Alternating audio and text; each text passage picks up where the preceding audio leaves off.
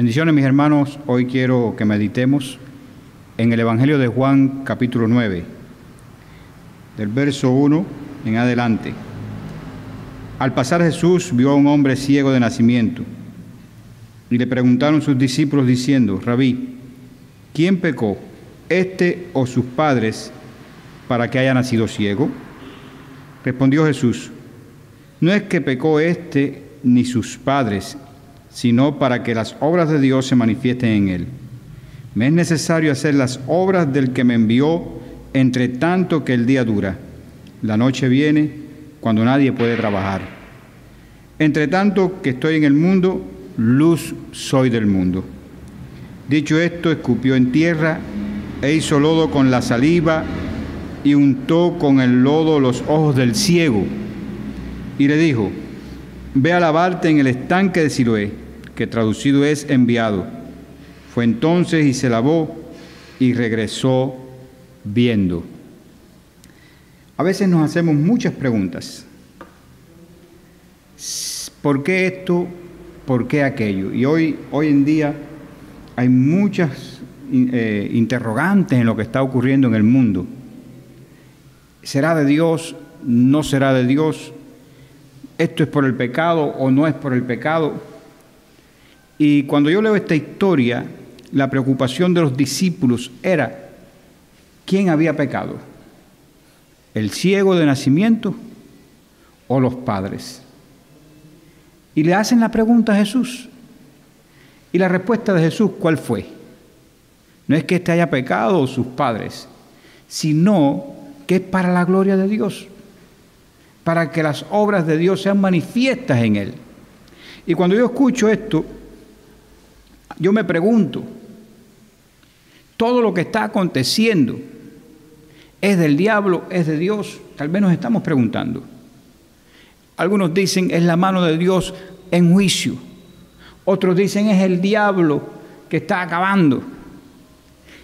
Y la pregunta es, y yo creo que la respuesta de Jesús es: todo lo que está ocurriendo es porque Dios lo permite.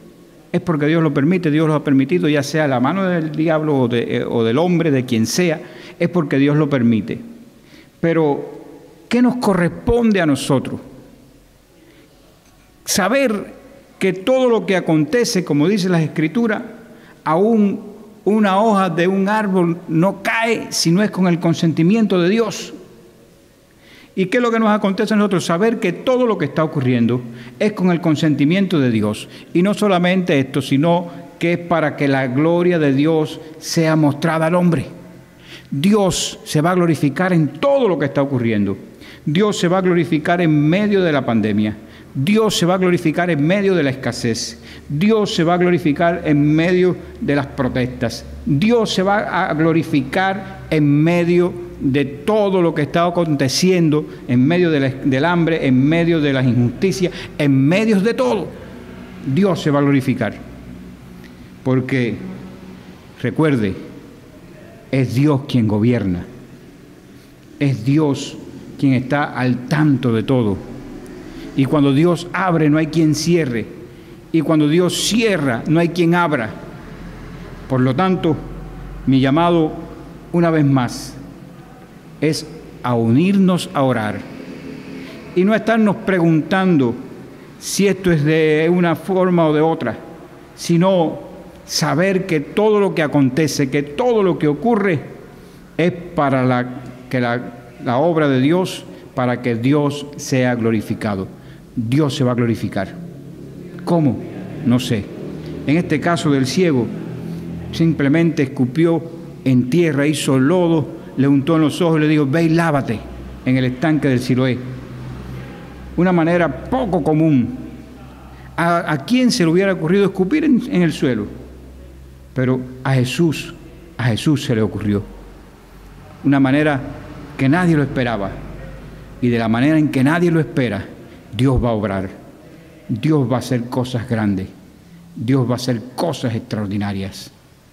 Y sabemos que su mano hará todas estas cosas. Dios te bendiga. Amén.